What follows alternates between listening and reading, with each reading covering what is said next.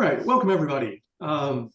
This is a conversation of enthusiasts around the organization Strong Towns. Grace Potts and I have been collaborators for quite a while, and we're only 6 years ago on the Strong Towns podcast, spouting off about whatever we wanted to impress on Chuck Marone and the Strong Towns folks. So there's been a long collaboration and a conversation going on here. And so this is kind of like one more iteration of it. But let me begin by asking Grace, how you doing? I'm good today. You might hear a couple of little kids upstairs, but other than that, smooth swimming. What do you know? Willow, Yeah. Welcome. Hi, everyone. Thanks. Sorry that I'm late jumping on. No worries. Let's do a quick kind of round robin here. Everybody say who you are, where you are, and how did you first connect with Strong Towns? All right. And I'll ask Grace to start, and then Allison, and then we'll just popcorn around. Okay. I'm Grace Potts. I'm in Ypsilanti, Michigan. And I first encountered Strong Towns. I think I read one of their blog posts like in 2012, 2013. So like 10 years ago, a while back. And it was a different perspective. Yeah. And I've been hooked ever since.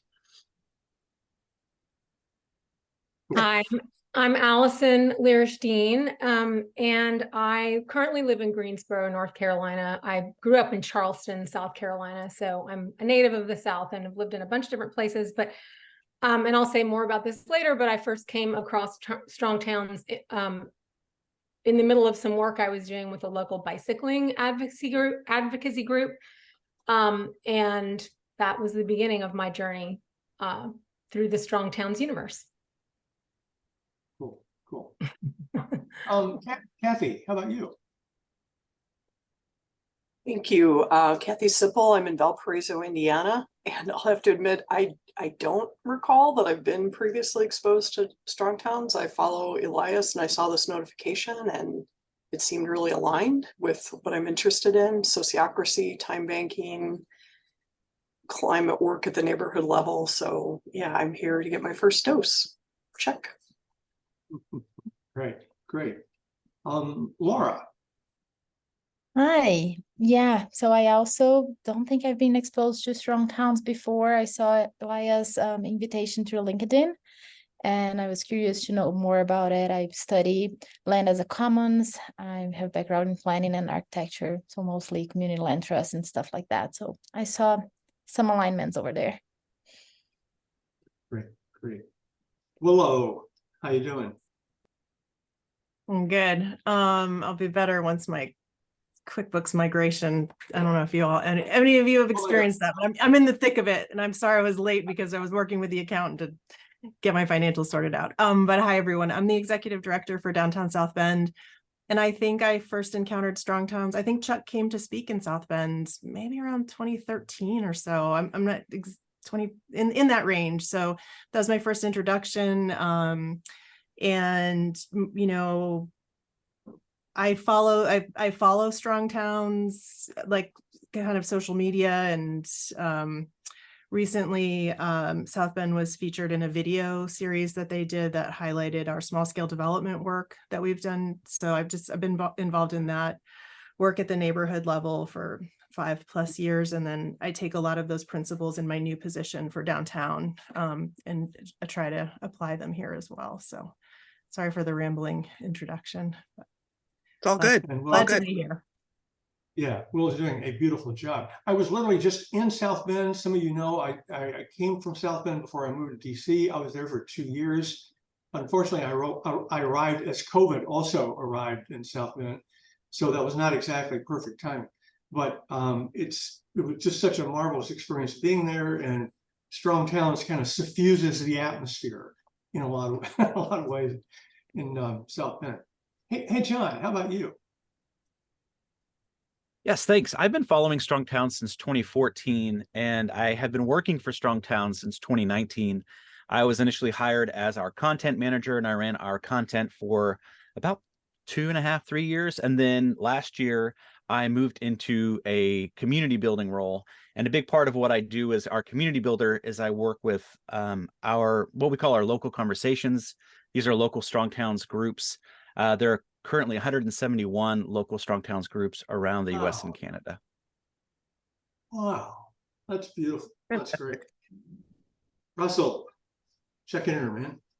Hi, my name is Russell Fox. I live in Wichita, Kansas. I teach at Friends University, a small Christian liberal arts college in our city. Not a native of Kansas. I've been here since 2006. I first became aware of Strong Towns through a fellow bicycle commuter. I serve on the Bicycle Pedestrian Advisory Board here in Wichita. She'd run across the blog. And it was probably 2013, 2014, maybe 2015 when I first became aware of it. I've published a couple of pieces on the Strong Towns website. I was able to organize a conference to invite Chuck and other Strong Towns representatives to come out to Wichita and be part of the conference here at Friends University. I've been involved in a lot of different programs that kind of emphasize the idea of building up local democracy, and not in a direct way, but in an indirect way, I see Strong Towns as a big part of that. So I'm happy to be a member and to be part of conversations about it. Yeah, great. Hey, David, how long have you been aware of Strong Towns? I'll ask you to chime in. David Lids. I'm sitting in Western Maryland, Smithsburg, Maryland right now, but my work is in Baltimore, Maryland. I think I heard Chuck on a podcast, I think 2 years ago, and then from that meandered on over to the Strong Towns website and have been listening to the various Strong Town podcasts since. My work is, I run a co-op structure that raises money to buy distressed properties in red line neighborhoods in Baltimore, and we renovate those properties, keep them in a rental portfolio, but then distribute equity in the portfolio to those tenants and the neighbors and the workers that did the work. So similar to Russell, we are using a cooperative structure to try to create very localized equity, and so the wealth component, but also the governance. So in other words, very localized democracy. And Chuck's critiques of American urban structures and policy really ring loudly with my work. So Yeah, I'll shut up with that. That's cool. That's good. Lauren, hello. We haven't met you. I haven't anyway. Hi there. I'm Lauren Ronan. Oh, I'm in Western Wisconsin. I do communications for Strong Towns. I used to work before working for Strong Towns for a hyper-local arts and culture publication, and my publisher told me that he wanted me to keep an eye on the Strong Towns website because we publish under a Creative Commons license, and he wanted to republish some of the content that Strong Towns was producing. So he asked me to keep an eye on it. I republished one piece of content from Strong Towns in the year that I read before I went to work for Strong Towns. I've always felt just a little bit guilty about that, but that's how I became aware of the organization. Yeah, cool. 2019. 2019. Yeah. Yep. Yeah, Daniel.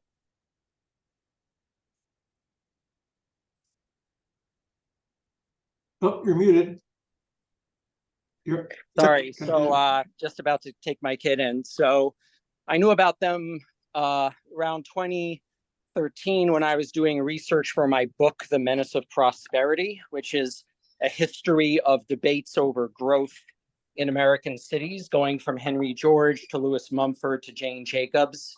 It's currently under contract with the University of Chicago Press, but not a lot of historians have written about the history of debates over growth, particularly those that go back before the 1970s. And so I really found myself applying the Strong Town lens, the Ponzi scheme, backward, and at the same time reading forward a lot of critiques over urban growth that was levied by people like Stuart Chase, Mumford, Henry George, etc. So I found myself sort of just looking on the internet, finding their debates, and using it as a lens. Now I'm a policy specialist at the Center for the Advancement of a Steady State Economy, and I'm trying to apply some of these debates over planetary boundaries and limits to growth towards the local level. So I'm still very interested in strong towns, and I will mute myself now. Cool. That's great. That sounds great. Looking forward to that book. Ryan, Yeah. we haven't met. Yeah, so Hiya. hello, thank you. I'm Ryan Thornton. I'm in Burlington, Vermont. I first heard about strong towns at a job interview down in Austin, Texas. It was probably like late 2018 or early 2019. I can't remember, but I looked into it and it made a lot of sense to me. And then I eventually moved up to Burlington and helped start a local conversation here for strong towns. And we incorporate a lot of sort of solidarity economy, sort of shared governance in our LC. So we kind of use a system similar to sociocracy. We try to be leaderless as much as we can be. And I also now work with Vermont Employee Ownership Center. So I read a lot about this stuff. So that's how I found out about this this event through your Substack. So yeah, thanks. Super. And Brother Chuck is zooming in via satellite. Are you there? Hey man. Are you? Yeah, I got I was traveling all this week, so I got the times mixed up, and I'm like, I can't be there for this.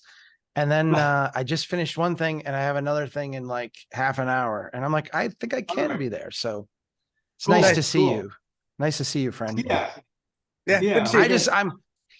I have to finish something before this half hour is up, so I'm actually just listening. So I don't want to disrupt your flow. So pretend I'm not even here. So when did you first Strong Towns, Chuck? Hello, Grace. Strong Towns. Well, when did you first find me? 2009. I started writing a blog in November of 2008. So right at the end of all the crazy of 2008. That's when I started writing. And then a year later, two friends of mine insisted that I start this nonprofit. They actually filled out the paperwork and got it going. And so we formally started a nonprofit in November of 2009, and then we got our 501c3 in December of 2010. At that point, it was just a blog. It was just me writing 3 days a week. And it was in the spring of 2011 that the Blandon Foundation, which is a small community foundation here in Minnesota, contacted me and said, we're really interested in what you're doing. Come up and tell us about your programs and your nonprofit. And I'm like, we don't have any programs. So I went up and I showed them, like, here's what I'm interested in. Here's what me and my two friends here are trying to do. And they gave me 3 years of startup money to like shut down my consulting firm and then do this full time. And so I feel like Strong Towns really started in like June of 2011. That's kind of the date when we had resources and like started to do stuff. So yeah. Thanks. All right. So we're recording. Thank you. We'll try to clean this up a little bit, but thanks everybody for showing up here. All right. Grace, you got anything you want to chime in on before we hand it off to Allison? I think this is a really great conversation to have, and really to help us understand and reframe our politics. Mm-hmm. Because, it's been said that everything is political, right? But we don't necessarily need to see it in a Republican-Democrat binary here in the United States. Politics is so much broader than that. And this whole milieu of localized left politics is a deep and broad conversation. I'm glad to see it expand here. Yeah. That's all. Ditto. Allison, welcome. We on mute? got to do that unmute thing. Unmute. Sorry. Now you're here. Now you're I here. said thank you. So do you want to hand it over to me now for a couple minutes, or Yes, are ma'am. we Go ready right for ahead. that to happen? Okay, okay. Right. Great. So first, I just want to really thank Elias for putting this together. This is exactly the sort of thing that I had hoped would come out of the piece that I wrote for Current Affairs magazine, which I trust everyone here is somewhat familiar with. And I really look forward to hearing the different perspectives that are represented here today. That's really primarily why I'm here. I want to say a few things from a very kind of zoomed out perspective about how I came across Strong Towns, why I wrote the article, what my motivations were. And I want to say a few things about, you know, some of the things that came up in the aftermath of the article that I think could be relevant to this conversation. And I want to make it really clear that I'm really interested in hearing a lot more about how the Strong Towns approach is being used in a more, you know, specific context in a very grounded way. So my remarks, again, will be general as a writer, not somebody who's necessarily implementing the Strong Towns approach in a really local context. So that's where I want to hear from you. I prepared some remarks that I'm going to try not to be not too formal about, but there was a lot that I wanted to get through. So I'm going to do sort of a combination of trying to talk casually, but also kind of, you know, delivering some remarks that I put down on paper. So I think that what I want to start by saying is that I really think that Strong Towns speaks to a sense of community and a kind of what I would even call a spiritual hunger that I think a lot of us feel. And I think that's the basis for certainly why I was drawn to Strong Towns. And I'm sure that, you know, other people have that same experience. And that was really my initial motivation for delving into Strong Towns. The current affairs piece, which is, you know, going to be the touchstone for this conversation. The point isn't to rehash it, but I think to use it as a way to spring into a deeper set of conversations about these issues. It really grew out of me reading all the Strong Towns books and really thinking about starting a Strong Towns group in my own area. But then this thing started happening to me that I found really confusing and interesting, which is that I would be like, you know, go Strong Towns. I love Strong Towns. This is, you know, really working for me. I'm excited about this. I'm really passionate about it. But then there were these other aspects of Strong Towns rhetoric and proposals that would make me uneasy, in part because some of this rhetoric and some of these proposals seem to diminish or even sacrifice principles of equity that I think are and have been really core to progressive left thinking, very broadly speaking. And I understand that the left is complicated and so is the right in this country. And, you know, obviously a conversation about that is beyond the scope of this conversation, but in general, I felt like that was missing. And so in general, there were these tensions that arose for me that I couldn't easily resolve. And I really wanted to explore how that was playing out and whether that was happening in a way that, how that was playing out really in specific ways.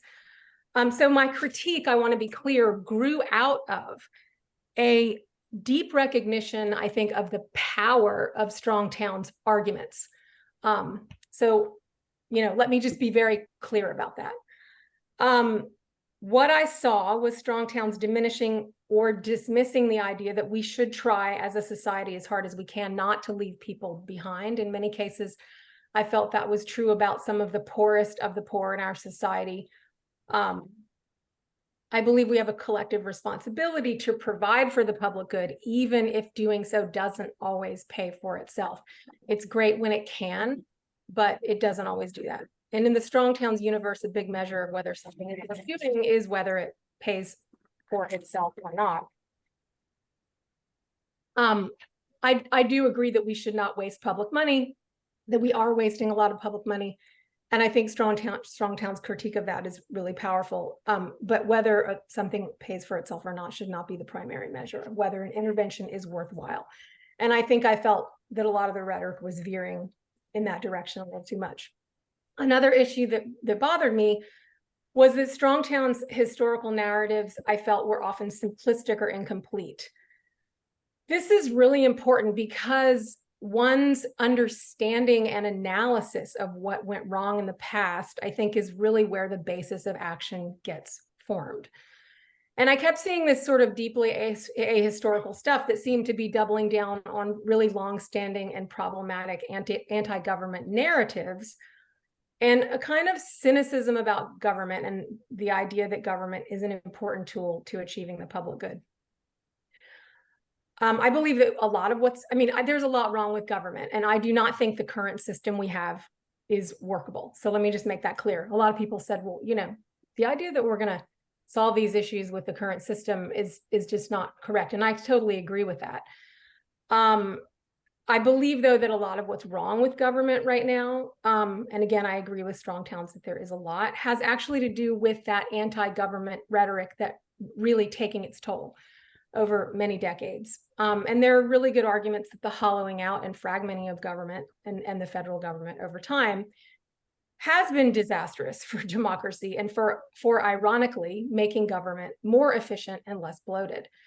And to that argument, I highly recommend, among other books, a book called Bring Back the Bureaucrats. It's a very short little volume here.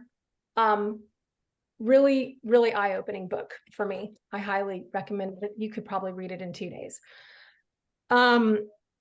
Okay, so another thing that what I saw was this sort of that I felt was interesting to explore was this kind of binary between the way cities arguably would naturally develop, what Strongtowns calls the traditional development pattern, which I do think exists. I don't think that's, a fiction. And then what Strongtowns often talks about is the way planning has been led astray or polluted by what it often refers to as market distortions in one way or another. But I would posit that nothing about the market price of the built environment is natural. And that conversely, nothing about controlling the market price of the built environment, such as rent regulations, social rents, etc., is unnatural. It's all the result of policy, politics, financing decisions, etc. So I find some of that rhetoric unhelpful and historically problematic. So my thesis in the piece is that while Strongtowns offers a lot that's really valuable and important about how we should be thinking about the way that we go about development, its narratives about planning, history, and money, those are the three categories that I sort of analyze in the piece, are problematic, and that actually has consequences. And I wanted to explore, what some of those consequences might be. And so what I did was look at really specific pieces of Strongtowns thinking about transit utilities and water infrastructure and try to tease out what I think the real fault lines are between what could be described as a more right libertarian or market libertarian worldview and a progressive or even socialist political framework. So why did I think that picking apart Strongtowns politics was important? I thought that it was really important because, especially for people on the left who are curious about the Strongtowns program,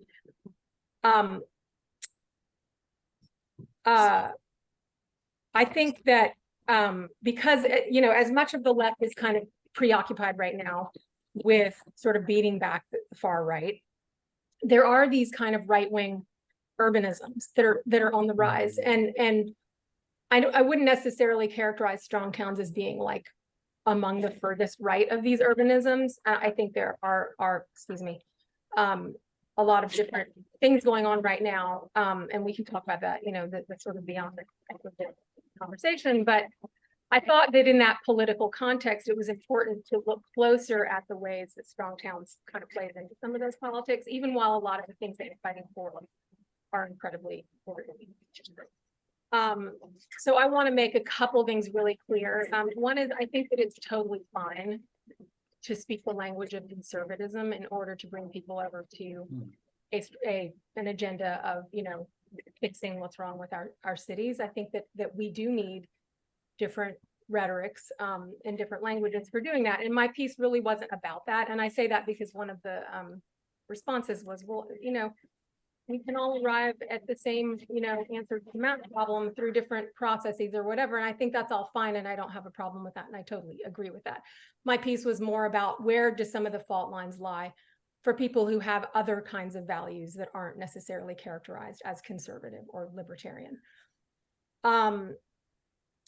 I also want to just say that I don't think that alliances are formed by avoiding discussion of political differences. There is value, I think, and this is one of the reasons I wrote the piece. I think there's value in making some of these fault lines and conflicts more visible. Throughout history, planning has been inherently conflictual, as well as a process that involves consensus. And I think if we pretend otherwise, we're lying to ourselves. Planning has been both a history of encroachments into the public sphere, as well as attempts to enhance it. So what I thought and hoped that Strong Towns and its advocates would do in response to my piece is to address some of my arguments more directly. And I hope maybe we can do some of that in a respectful way here. For example, they might have said, yeah, you know, we get that our approach requires maybe thinking a little differently about or even be prioritizing equity, whatever equity means, and we can talk about what equity means. But here is why that trade-off is worth it. I hope they would really make their case and really deal with my arguments, but I didn't feel I did feel it happened in some circles. I'm not going to say it didn't happen. It did happen some, but you know, I'd like for that to happen more. And instead, there were sort of a lot of points that I think were about issues that maybe weren't really raised in the piece. So I hope here we can have a productive conversation that does look a little more honestly at the pros and cons of Strong Towns, because I myself am still really exploring this.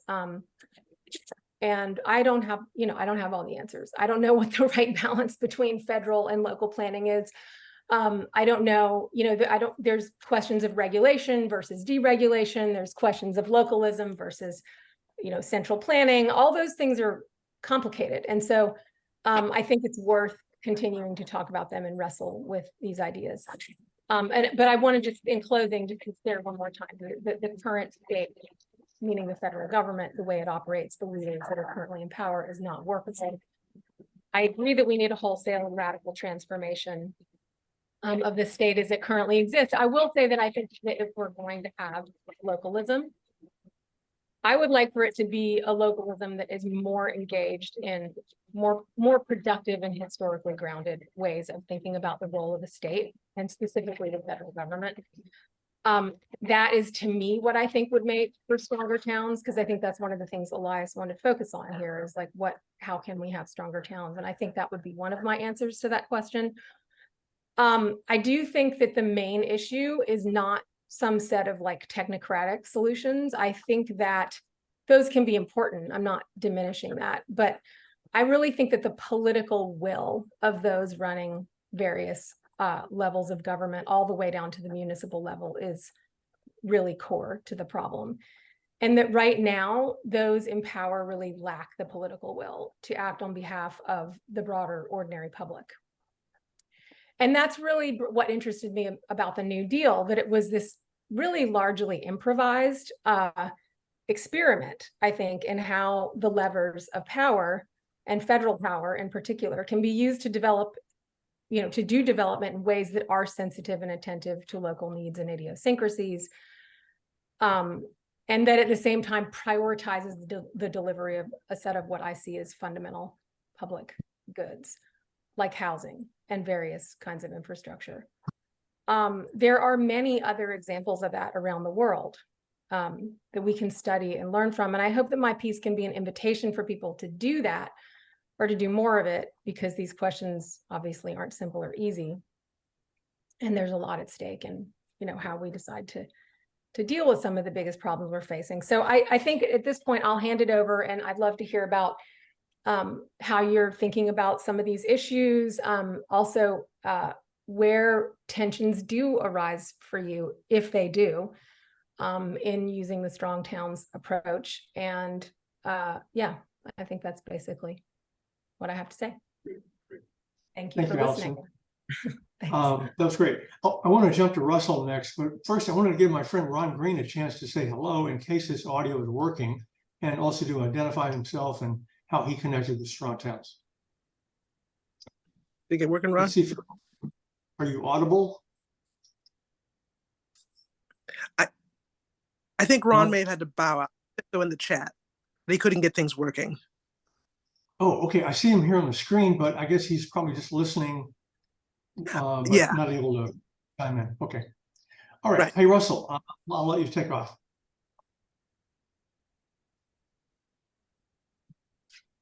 Gotta unmute myself. There you go. Thanks. I'm assuming Elias is sending it over to me first because I was a little more, I think, outwardly critical of Allison's piece than some of the other people that were part of the original conversation, and he wants to create conflict immediately because what do we got? We got like 45 minutes left, something like that. We're all friends with you. You might as well get into it. But no, Allison, I want to say, okay, Elias, am I cutting you off? No, go ahead. Okay. I want to say, Allison, I really appreciate what you have just said. I think it was a wonderful framing of the larger issues that are surrounding the different ways in which we can take up your challenge to strong towns and think about that productively. I appreciate very much some of the things that you said about the importance of equity and your recognition of, you know, the need to seriously rethink the role of the state in how we conceive the sort of work that needs to be done in order to make the places that we live more environmentally and fiscally sustainable. So I really appreciate that. Thank you. That was great. So in the name of generating the conflict that I assume Elias, wanted, or at least, to sharpen some things. Let me give my original thoughts about Allison's piece, and then let me step back and maybe undermine myself a little bit by borrowing some of the contextualizing that Allison's just made use of. And obviously, let me only ask you to do this in 5 minutes if you can, because I want to bounce around to everybody. But please go ahead. Oh yeah, don't worry. I'll keep it short. So basically, while I recognize from my first reading of the piece that Allison had, done some really good research and had pointed out, some real holes in the way that the Strong Towns message has usually been articulated in reference to American history and in reference to the economy of cities. There absolutely has been a role for the federal government. There absolutely has been a role for centralized planning. And it absolutely has not been the case that the involvement of the national government or the role of, or the involvement of centralized planning has had all of the negative consequences that they often point to.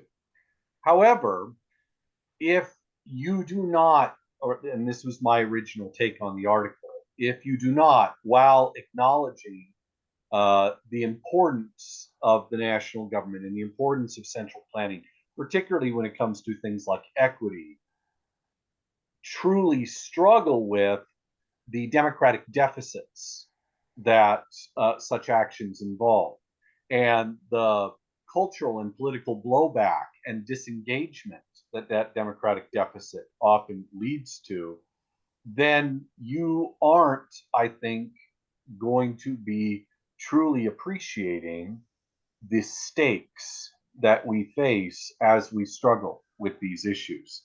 It has become increasingly common on the left for people to invoke, one or another version of what some people have called supply side progressivism, or a socialism that can build.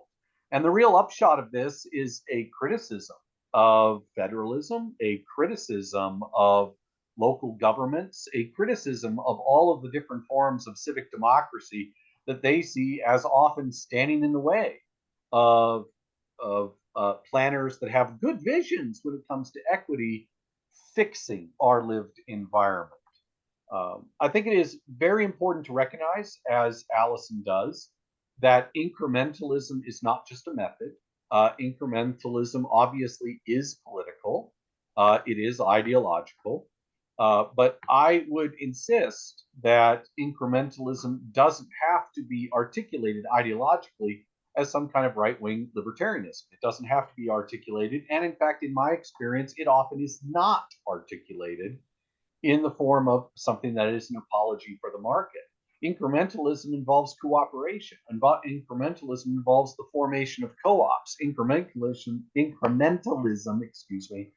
involves strengthening local democracy and figuring out how to make advisory groups more efficient, how to make city councils more responsive, how to make neighborhoods more active in a populist sense in kind of exercising some local sovereignty and insisting on their ability to be responsible, not just to their own private interests as homeowners, but their interests as a community, their interests as a neighborhood, as a school district, in defending and promoting a quality of life that they enjoy in their own local spaces.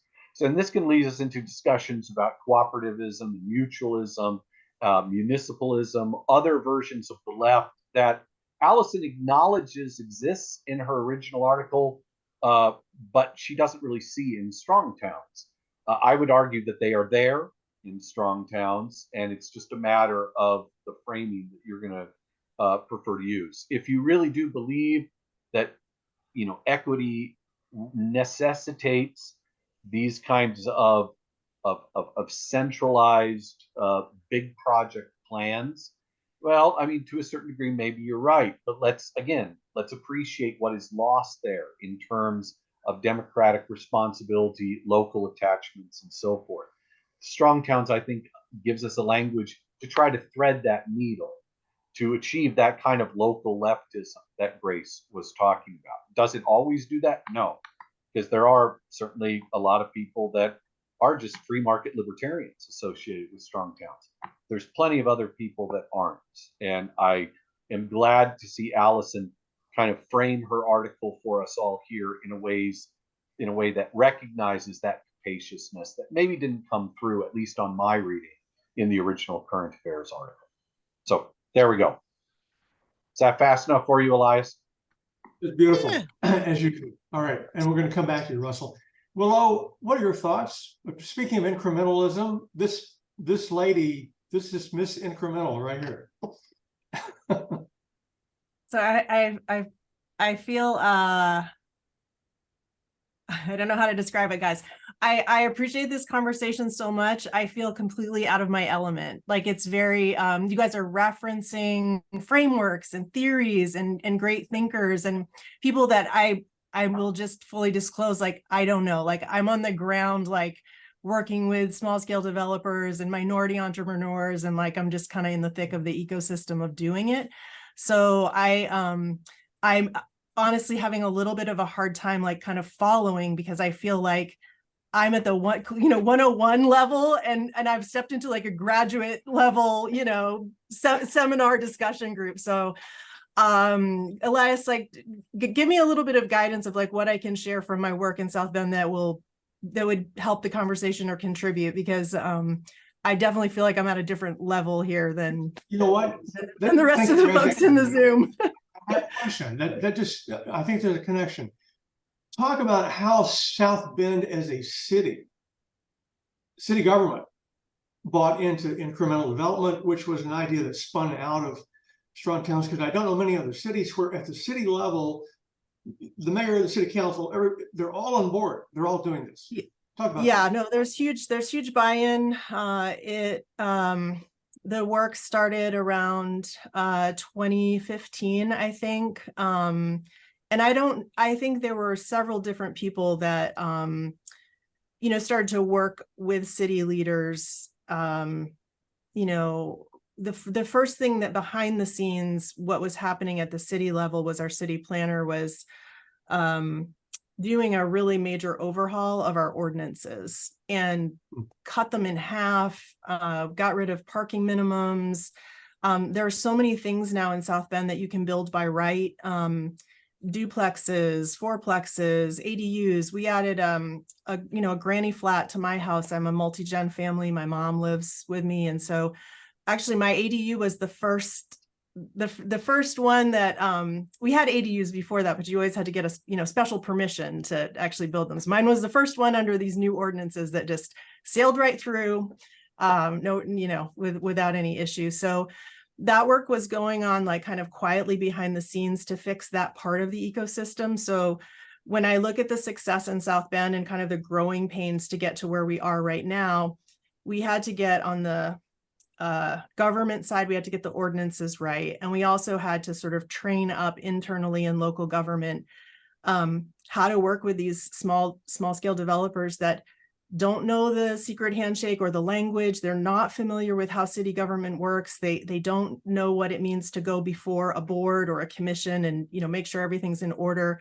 That was the place that large developers understood. So, and they make a lot of mistakes and they may have code violations. And so we had to get the right people in city government to, not come down hard immediately, but just, work with people. And then the other thing that we did, which took quite a while, we ran this program.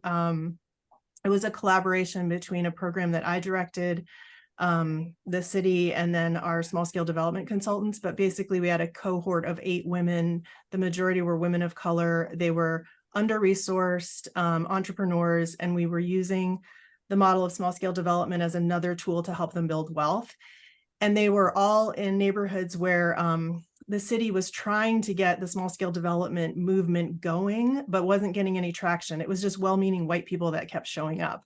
And I was one of those people. Like, I totally bought into the model. I was like, this is our neighborhood, revitalization strategy. I get it. And then I used a program that I directed that had a long, deep history of working with African-American and Latina entrepreneurs to like bring them into the conversation. And once we did that, since that time, the composition of the, who's engaged in this as small scale developers has radically changed. But we spent 18 months working with these 8 women, and 6 crossed the finish line in the cohort. And every time they bumped up against a challenge with their development project, and they were doing light industrial, mixed use, residential, a whole, range of different projects. We just walked hand in hand with them. Like, is the problem at the city level? Is the problem in the ecosystem that like you don't know the architect or the surveyor or the real estate lawyer to turn to get the next step done? And every time we bumped up against what was missing in the ecosystem, this team that I was part of went after it to find those people and build up the sort of professional services that are needed to support development. And again, like with the right culture and the right attitude of, we're all on the same page to like rebuild our community and rebuild wealth and keep it in the neighborhoods and close the racial wealth divide. So over time, over many years, like now we do have that really strong ecosystem. City government is working right. The professional service part is working right. The financing piece, like we're still trying to crack that. We've been able to have some success working with a nonprofit that the city helped stand up called CDFI Friendly South Bend. And and we're still working on it. It's, that's the piece that's been the hardest to fix. And, we're not done, but the number of projects now that are happening across the city, it's incredible.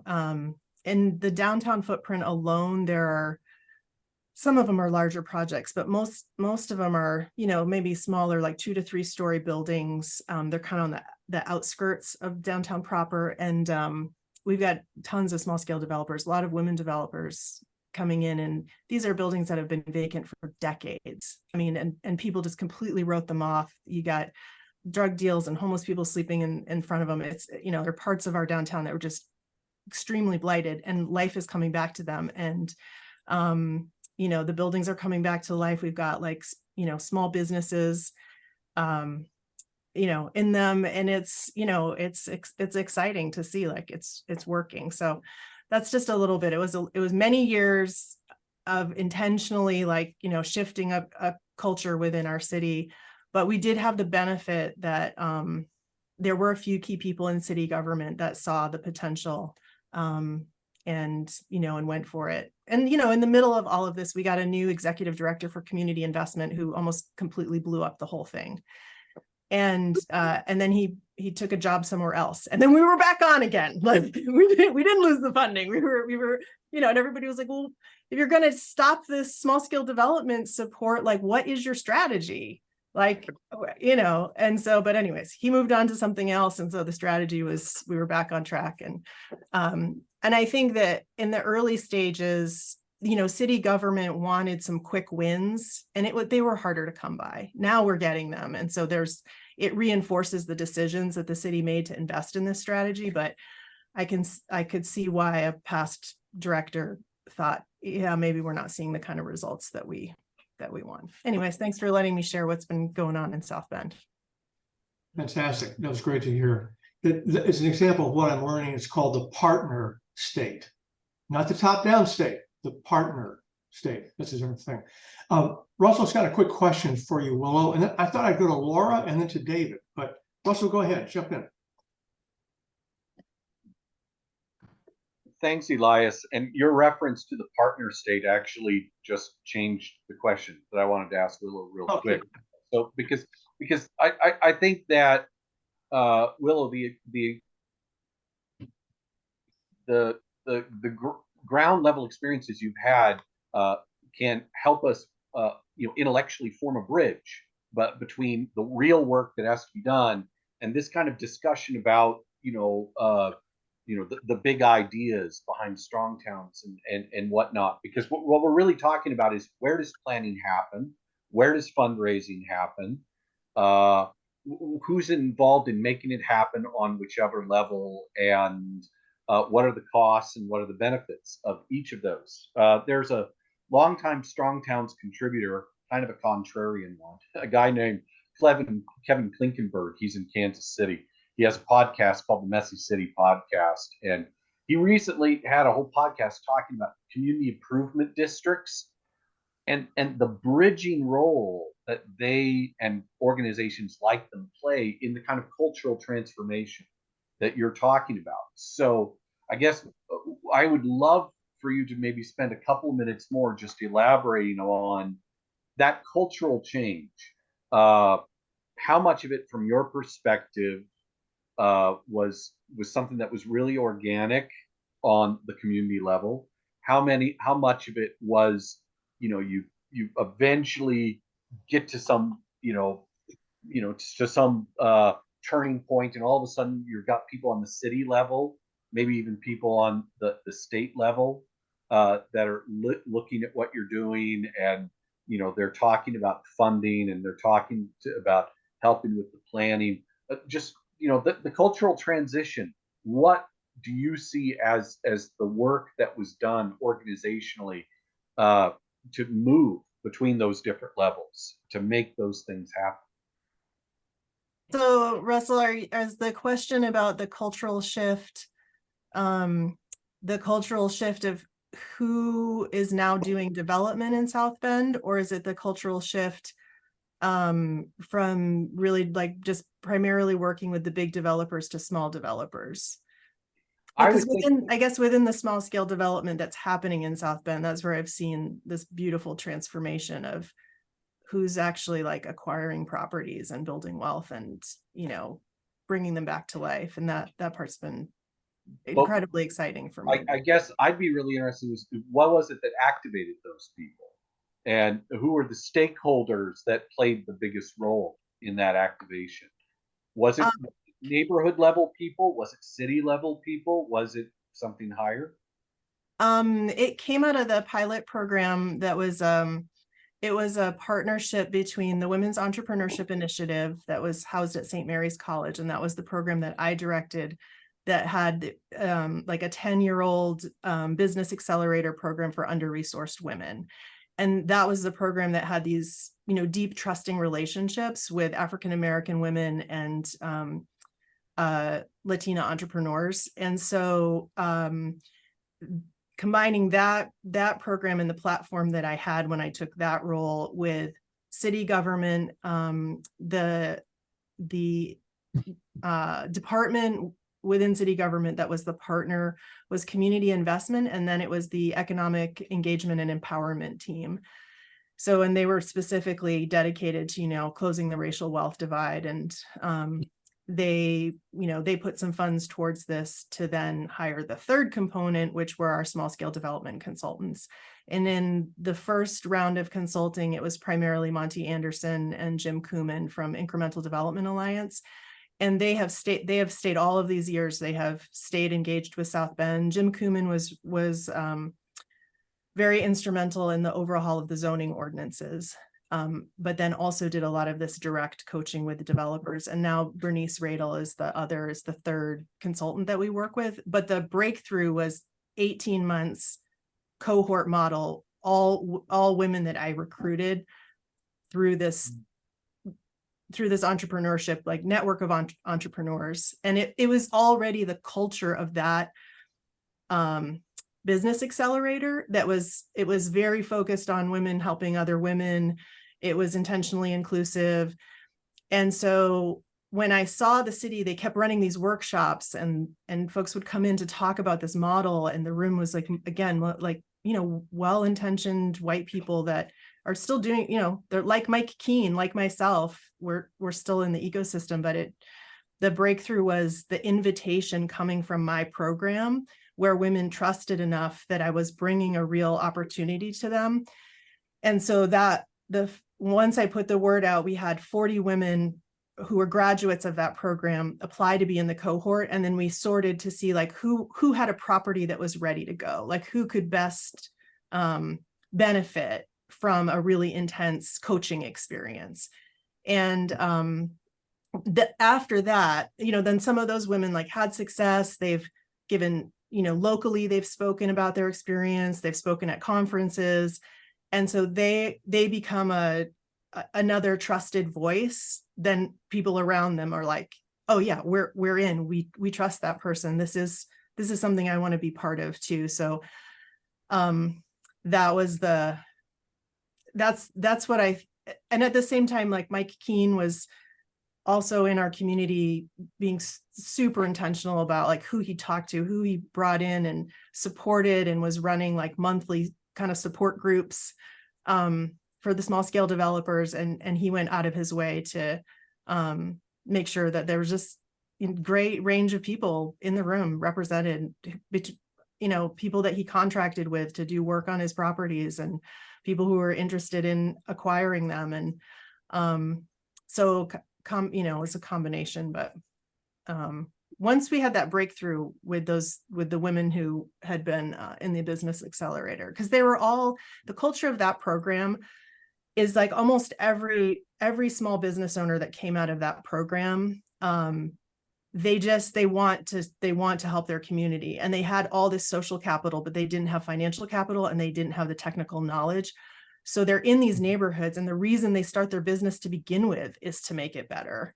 And then the secondary piece is like, okay, well, hey, I picked up a vacant lot next to me, or I picked up a home that was on the demolition list, and I'm just trying to save the neighborhood. And those are the folks that we wanted to help see the benefit of the neighborhood revitalization. And so those women were there already in the community with the social capital, and we just brought some know-how to them. Did that help? Yeah. Great. Thanks. I got tears in my eyes. Grace, you have a question. I just want, not even a question, I just wanted to quickly interject that I don't want to lose sight of what Allison brought up about how these larger structures like transit, water, and financials may be beyond the scope of a ground up perspective. So I just want people to keep that in mind. No, yeah. That's all. Grace, I appreciate that comment, especially around transit, because in my position that I have now, I'm a huge advocate on transit and how our transit system is completely siloed. If we could fix it and we could fix the bus system, it is the fastest way to increase household savings and make a real difference in moving the needle on poverty. Every car that somebody can give up, it's like $10,000 extra dollars that in the bank. It's huge. So I appreciate that. And I'm just super passionate about bus and train and getting them to work right in the city. Every American city that was established before 1950 has a water infrastructure problem. Yep. Every single one. And it's huge. It's a huge expense, a huge burden. Yep. Right. I'd be shocked if South Bend doesn't still have some oak pipelines. A lot of cities have pipelines made out of oak trees, and they're still there. They work for now. So, yep. All right. Laura, your thoughts? Me or Lauren? No, Laura. Yeah, you. Yeah. Well, I'm amazed to hear all about this because it's my first exposure to strong towns ideas. So I'm picking up all the references and the ideologies, and I'm curious to learn more about mostly the ideologies and the methodologies. Mostly I've lived in the US for 2 years now. And one of those years I've worked as a local land use planner for a small town in Colorado where I live. And I'm hearing a lot about what Willow is saying, because we do have a lot of small developers over there, but at the same time, it's really hard for them to go through a whole development process because of not only the bureaucracy, but the financial is a big part of it. Like when they see all the fees that we have, all the professionals that they have to hire, that becomes some sort of impediment for the development to happen. So yeah, I'm curious to learn more and more about it. Yeah, great. Thank you. David, your thoughts? So I will avoid lofty intellectual discussions and speak from my perspective also as a small developer in Baltimore. So our mission is to raise money pretty much from CDFI funds, CDFI funder, buy really, really distressed housing similar to what Willow was referring to. So practically crumbling housing in historically redlined neighborhoods. So I will come back to federal policy in a minute here. Yeah. Then use the money we've raised to renovate those properties, use the renovation work to hire individuals facing barriers to employment, like people reentering from incarceration or recovering from addiction, or people just trying to get off the corner. Once we have renovated the property, we keep it in a portfolio and rent it out either to those workers or from others that we consider in community. So trying to keep people in a community that we're now starting to raise economically. And then the final piece is we call this portfolio an impact real estate portfolio, and we distribute equity in the portfolio through a cooperative structure to workers, tenants, and other longtime neighborhood or just active neighborhood stakeholders. We raised $5 million so far from one CDFI that supports cooperative conversions. This is really not their place to be, but they kind of found us and they took a chance on us. We have 14 properties in our portfolio right now, and with the money we have, we should be able to get up to around 25 by the end of next year. And then I'll just say this, I got into this work because I myself am an alcoholic, and I drank myself out of a federal government relations career that I had in the 90s. So I was down there on K Street and near the White House, and so I've seen the inside.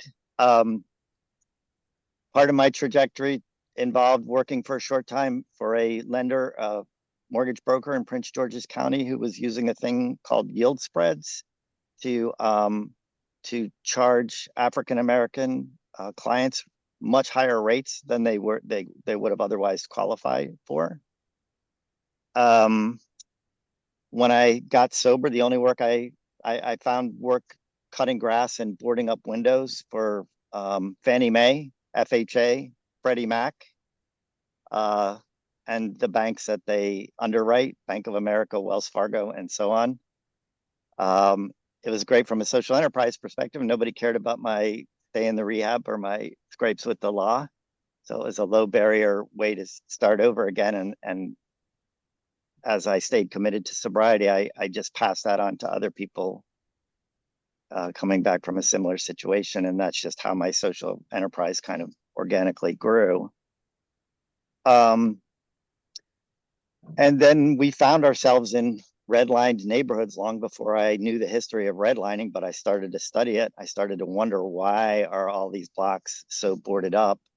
And then I started all this in 2002. In 2008, we really found ourselves much more in those neighborhoods than in other neighborhoods or back in Prince George's County, the one affluent African-American county in the country, you know, or at least in the state of Maryland. And I really started asking questions. So I'll kind of shut up with that, but rather than pontificate on why we might be suspicious of federal initiatives to lift neighborhoods out of poverty, I think we want to start with asking how those neighborhoods became so impoverished in the first place. And then you really see the federal fingers there. And I'll shift to the strong towns. City of Baltimore has not been our friend in any of this. You know,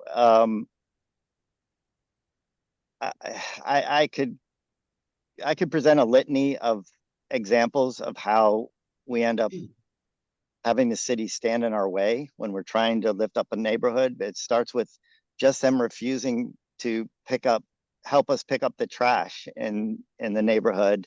It goes to like crazy code inspectors who just say things like, we don't pass people on Fridays. True story, you know, to where we buy a 3-unit building and the city approves us to develop it as a 3-unit building. And then after we paid the architect and started applying for permits, we don't have a lot of money. Paying an architect is painful. They say, oh, sorry, we made a mistake. It's not zoned for that. You have to develop that as a 1-unit. North Avenue and Fulton Street, it's a liquor store district. Like, what they need there is housing. They don't need like, yeah. And I could go on and on and on and on, and I'll just shut up with this. We have developed a cooperative answer, you know, where we build up the neighborhood with the neighborhood and keep ownership, equity, governance very local like that. And it's kind of sort of working. Yes, we can't solve the water pipe problem, but we have figured out that we can pick up trash better than the city and probably fund that ourselves in a way that creates jobs. So we would like to do some mini radical experiments, like figure out how we could ask for property tax concessions or directly get federal money and keep the city out of it to you know, support our efforts to pick up the trash in our own neighborhood, because the city can't do it. And I'll stop there. Thank Very you. interesting. I think Russell wanted to ask you something, David.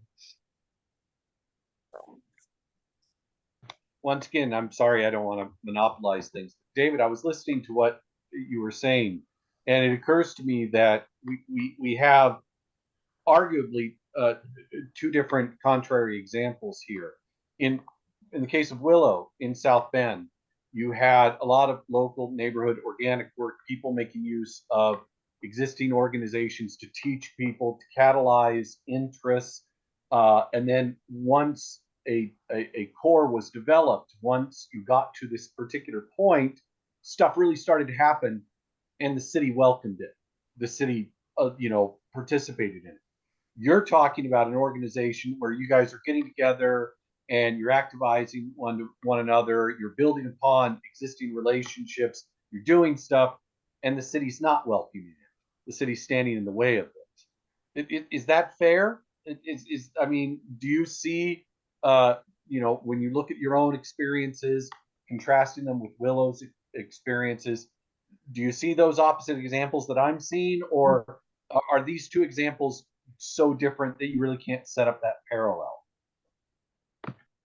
I think that's a pretty astute observation. There's no talk of, say, code reform in Baltimore. When you work with Baltimore institutions, you get a strong sense that their main objective is institutional preservation, and not so much lifting up the neighborhoods. And it sounds like you've got a much different vibe there in South Bend. And also no interest, no talk of neighborhood redesign. One of the things that appeals to me about the Strong Towns argument is the idea of getting cars out and creating walkable neighborhoods. I don't know if that'll happen in the next 100 years in Baltimore, just because there's just no channels for that in Baltimore, but it sounds like there may be in South Bend. Mm-hmm. I want to leave a little air here for Allison and for Grace to chime in here at the end. Anybody else just have something they want to throw in? Anybody hasn't spoken yet or been kind of chewing on something? Yeah, Kathy. And I'll come back to you, Laura. Go ahead, Kathy. Yeah, I'm really, new to all of this as well. So probably digesting things. I've bookmarked a ton of pages that I'll go and look up and authors and all that. This is more of a question, I guess, more than trying to reflect on my own experiences or projects. Just wondered if any of you could speak to the potential that you might see in, blockchain with tokenization of real estate.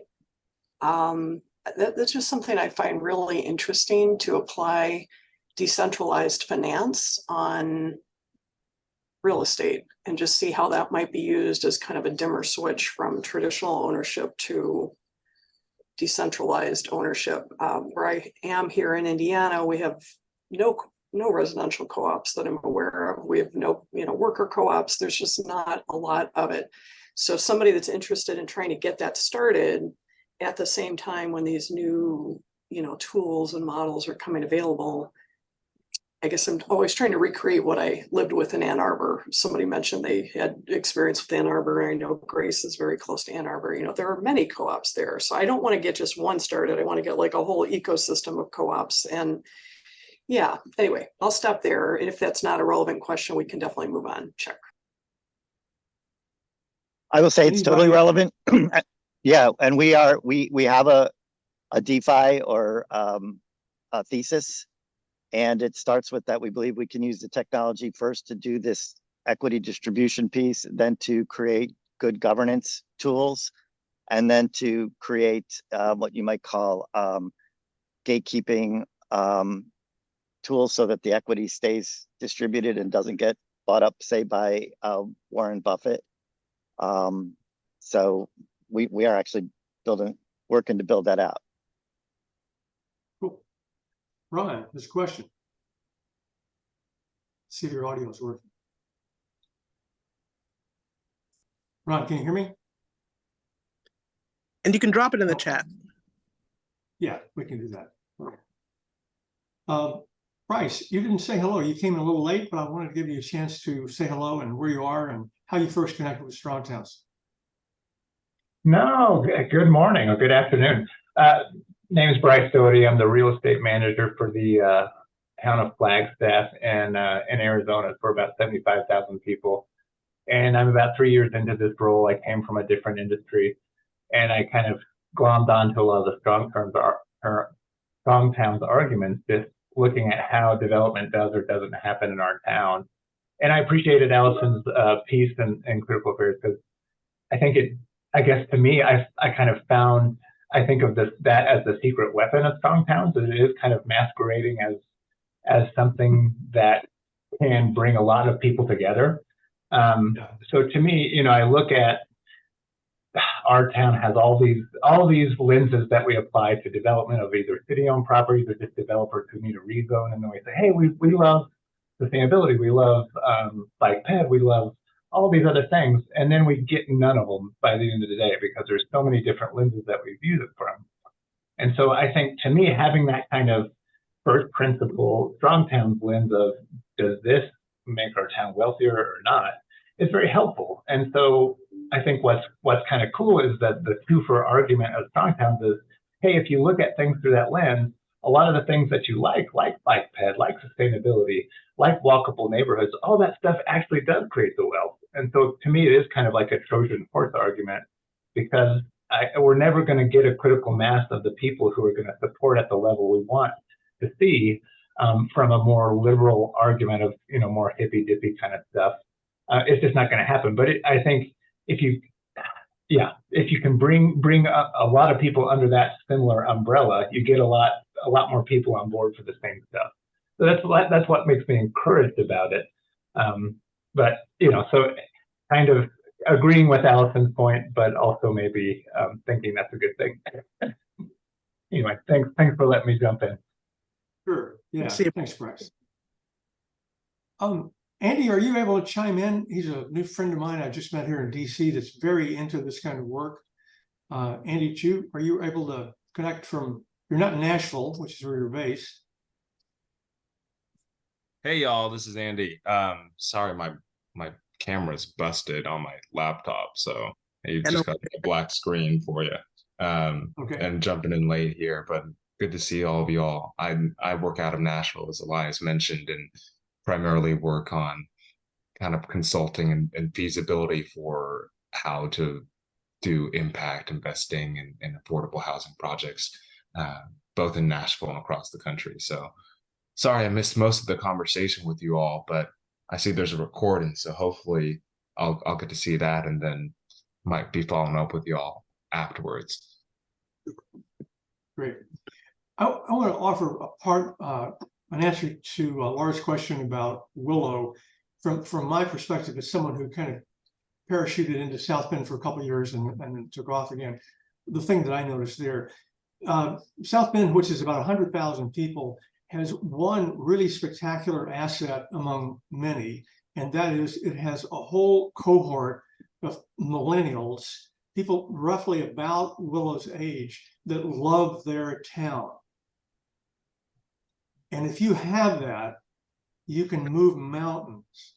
And if you don't have it, you can't buy it. You can't buy and that's really that's like a struggle. Yeah, Russell, you want to say? Well, I mean, and maybe this would be a way to send it back to Allison if she, wants to, some responses and maybe, provide us with some closing thoughts, because I think we're coming up on the end here. But maybe it's fair to say that one of the things we can draw from this conversation is that there are going to be environments where the culture is there for people to come together and make use of the available resources to really activate the ability to develop in ways that are going to benefit the town, make it more sustainable, make it more pleasant, make it more beautiful. And then maybe there are cities where that culture can't be created, or at least not without some kind of interventionary work. If you have, some kind of centralized interventionary planning in an area where the culture does exist or could exist with local work, then that interventionary work might end up just creating a lot of frustration and creating a lot of resentment connected to a loss of democratic possibility. But if you have a place where that culture doesn't exist and you don't have the centralized intervention, then in the end, what you have is a whole lot of people, particularly people that are marginalized for reasons of race or reasons of economy, that aren't going to be getting the basic resources they need. So it's a really difficult line to walk, but it seems as though that's the line that's being demonstrated in this conversation. That where there are places where strong towns can happen locally, it really should happen locally. But if you're one of those places where strong towns can't happen locally, then that doesn't mean that we, don't do anything about transit, that you don't do anything about corroding water pipes, because that all still has to be done. How you distinguish between those two places is, of course, the impossible question, but it seems like it's the one that we're faced with. Right. And Go ahead, Grace. I do want to address this a little more directly, and I'm sorry to do it like just before we close, but here we go. I think that it is very real that the financial gravitas, transit, and water have a fundamental nature about them that they kind of don't pay for themselves in any upfront meaningful sense. Like if you buy a water heater, you can figure out the lifetime and when it's going to pay for itself, if it's cheaper or more expensive. Whereas a water system and the ability to drink clean water where you live is intrinsically valuable and in effect priceless.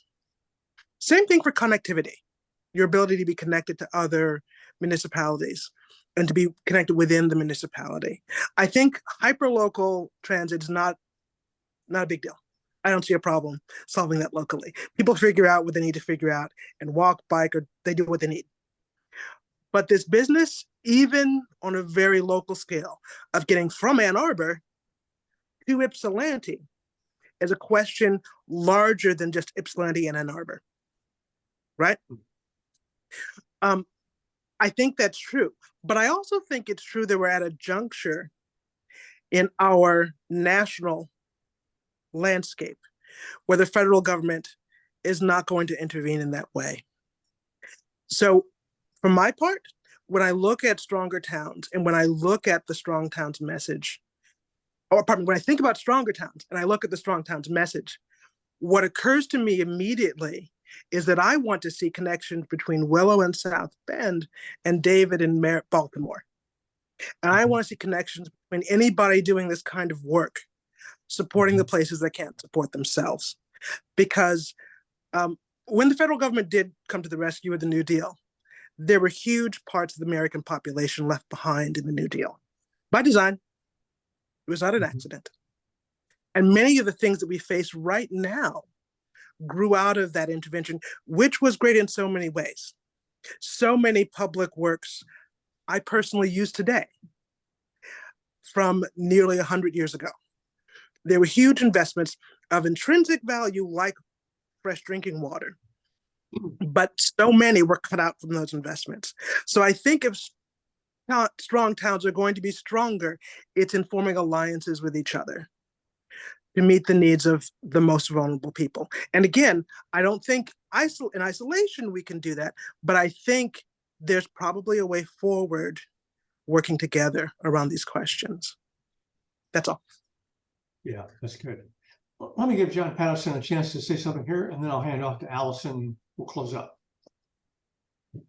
Well, first, I want to say thank you to Allison for being here. I don't know how Elias pitched this to you or invited you, but I can imagine based on some of the feedback that I know you got from the article, like stuff that I saw, I love that you came here to have this conversation. I like on a personal level, and I think for Strong Towns too, we believe that conversations can and do change our towns and our cities for the better. It's why we call our local groups local conversations.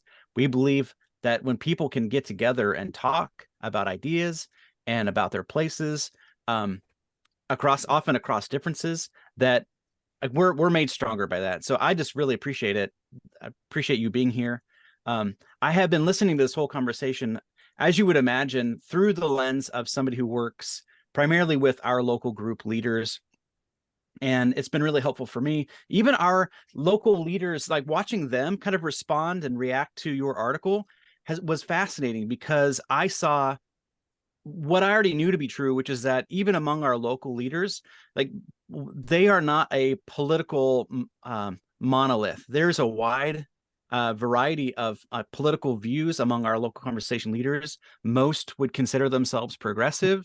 I know that there are some conservatives who don't feel comfortable talking about their conservative political viewpoints. Even among other local conversation leaders, they don't feel like they're proud to be a Strong Towns person, but feel nervous about just kind of self-identifying as conservative. In fact, I've heard one local conversation leader say, just in the course of this Discord server that we have, how can you even be a conservative and be about strong towns? And so, and I'm thinking too, like here in Oregon where I live, we passed big statewide parking reform, big statewide housing reform, and even in the Strong Towns content, there were some articles that were like really, really excited. This is what we need. And then also a couple articles saying, okay, this is good, but like, do we really want the state making these decisions for our communities?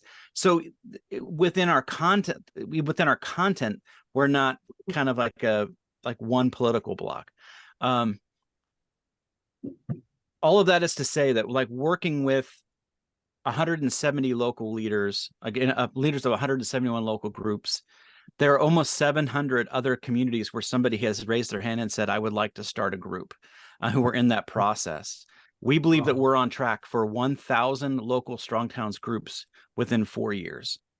And so when I think about what's really going to change the national conversation, is it going to be like a bunch of people trying to work at the national level?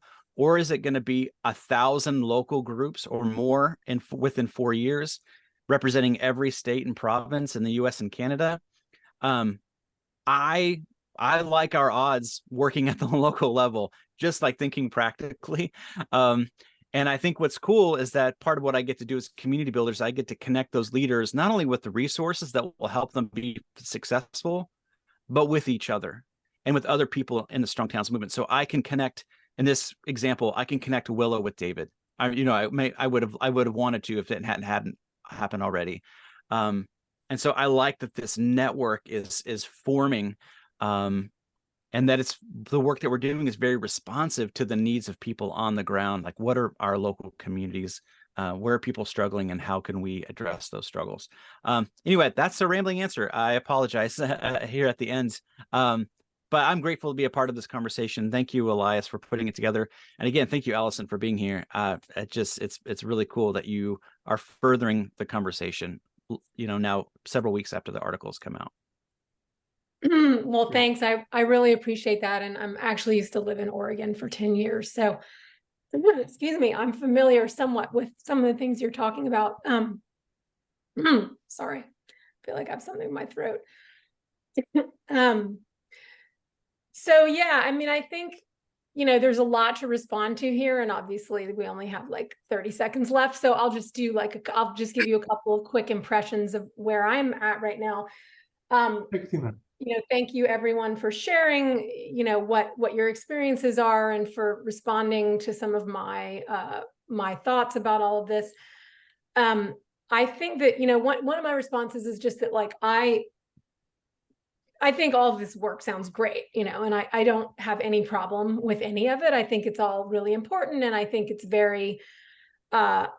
incredibly important to rebuild civic participation in planning institutions, whether those institutions are new institutions that we develop and create ourselves right now, or whether they're longer standing institutions like city government, city planning commissions, things like that, that really desperately need more participants and more public feedback and more public pressure and reform, quite frankly. But I do, so yeah, I think that building of that local, whatever you want to call it, that those local institutions and those local conversations are super, super important. And, I'd love to be more engaged in a conversation here in North Carolina, whether it's through Strong Towns or through some other entity, about some of the problems we're having here. It's really difficult to do here. I mean, Russell talked a little bit about the differences between different places and how responsive local governments are. And I think that's a really interesting thing to think about. I mean, here in North Carolina, we have a very, it's very difficult to deal with the DOT here, the state DOT. There's, all kinds of obstacles. We have city government, talking about how they really embrace austerity. It's, but one thing I want to say about that thing about the conversations and I bring this up a little bit at the end of my piece, but I think it deserves more attention, is that I do think there's a lot of obstacles in our society right now to enough people being able to be part of these conversations. I think people are working many, many hours. They're often working multiple jobs. They're often working for incredibly low wages. They're often juggling childcare with, elder care, with, all kinds of different responsibilities, and they're often juggling illness, and not necessarily for themselves, but for their loved ones. And so I think we have a lot of structural obstacles regarding issues of labor, issues of economic equity in this country that really make it hard, that put real serious, profound limits on the extent to which we can rebuild a public culture of civic participation, which I know Elias is really interested in, and I think we all are. And so one of the reasons I focus a lot on this issue of the federal government's role is because I think it's unrealistic to think that some of those issues are going to be solved without a radical change in how our federal government does all kinds of policies having to do with, workplace safety, the hours people work, artificial intelligence, all these things that we're dealing with, right? And I think that I guess what I would say is that let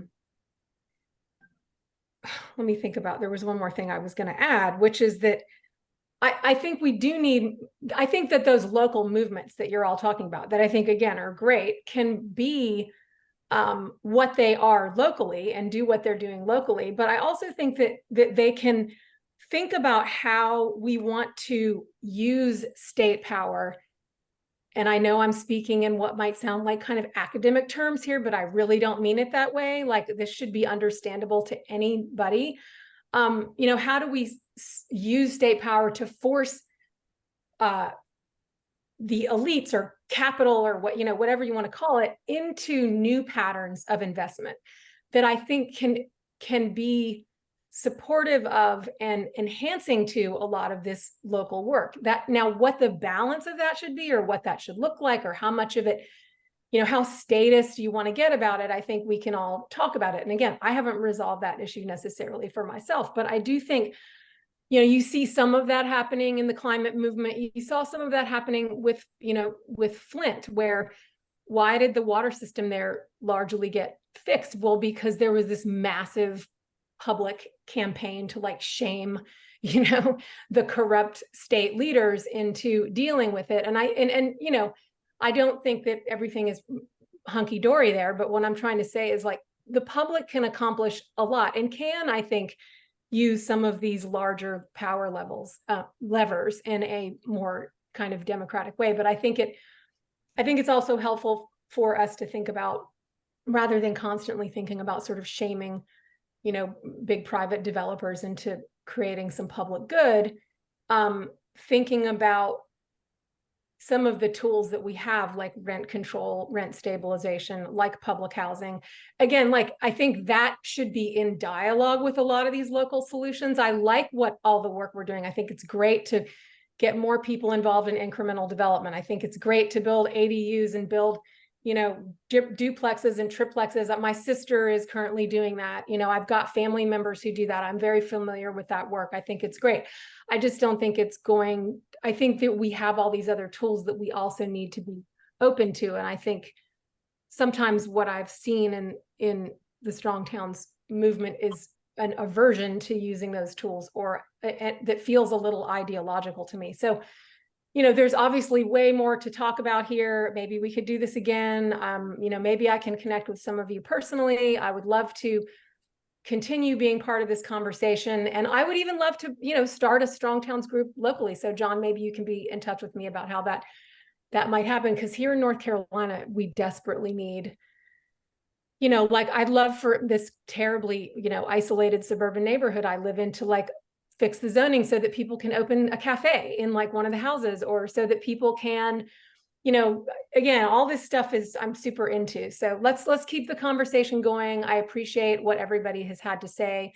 I'm really glad that in this day and age of people screaming at each other on the internet, that we can, get together and like listen to each other and respect each other and have a conversation that, while we may not have figured out all of the world's problems in one, hour and a half webinar, we have been able to successfully, I think, navigate a conversation, which is great. So that makes me really happy. I'm glad we did that. Thank you so much, Allison. That's really well said. Appreciate Thank you. Thank you. All right, I beautiful. Hey, this is excellent. Thank you, everybody. Your wonderful spirits are much appreciated. It's been great to be sitting in here with you. Everybody stay safe, stay well. We're going to take the recording. We'll pop it up.